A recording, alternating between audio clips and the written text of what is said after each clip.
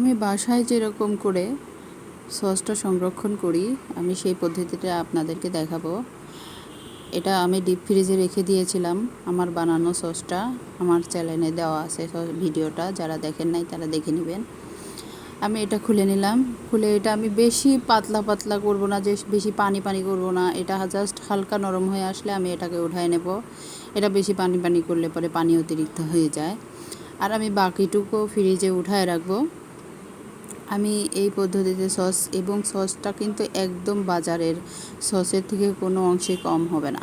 আমি আমার বাসাতে আমি এই সসটাই খাই, আর এই সসটা খেতেও অনেক সুস্বাদু। আমি এটা হালকা তাওয়ার উপর দিয়ে গরম করে নিলাম। গরম করে নিয়ে আমি এটা যত গরম করবেন তত শক্ত হবে। আমার পারফেক্ট আমি যেভাবে খাই সেভাবে করে নিলাম। দেখেন ফাইনাল লুক অনেক সুন্দর হয়েছে। আপনারা এভাবে সংরক্ষণ করতে পারেন।